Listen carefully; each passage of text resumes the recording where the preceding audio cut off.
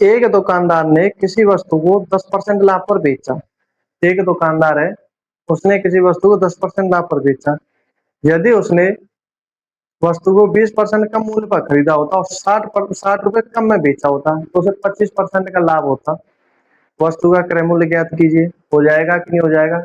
इस प्रकार के क्वेश्चन मैं आपको 5, 6, 7 क्वेश्चन के आसपास करा चुका हूँ और अब आपकी प्रैक्टिस अच्छे से मजबूत होगी। अब आप इस प्रकार के क्वेश्चन में अटकने वाले तो बिल्कुल है नहीं। आइए, हमें नहीं पता उसने उस वस्तु को कितने रुपए में खरीदा, हमने मान लिया 100 रुपए। कितना मान लिया हमने? 100 रुपए। एक दुकानदार ने किसी वस्तु 10% लाभ पर बेचा।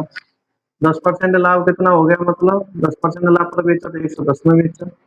अब ये क्या कह रहा है? यदि उसने वस्तु 20% कम मूल्य पर खरीदा होता, जो 100 रुपए में खरीदी है, वो अगर उसे 20% कम मूल्य में खरीदता तो कितने में खरीदता? 80 रुपए में।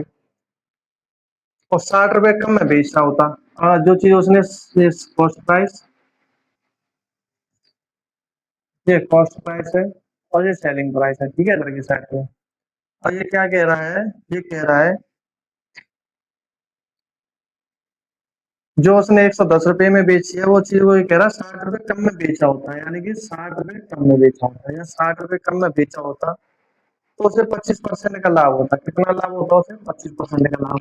यहाँ पर जो लाभ होता है वो होता है उसे 25% का लाभ। कितना लाभ? 25%। 25% की फ्रैक्शन वैल्यू कितनी होती है? 1/4। लाभ हो रहा है 5/4। 4 रुपए की चीज 1 रुपए का लाभ कमाया तो कितने बेची? 5 से बेची। तो 5/80 का 5/4 कितना आएगा? 100। कितना आएगा? 100।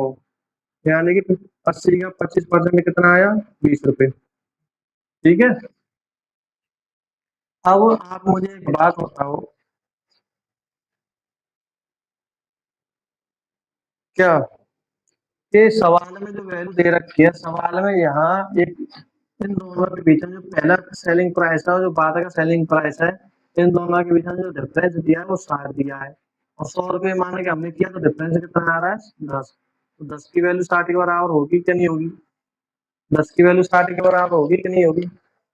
जब 10 की वैल्यू 60 के बराबर तो 1 की वैल्यू कितनी हुई? 6। हुई कि नहीं हुई?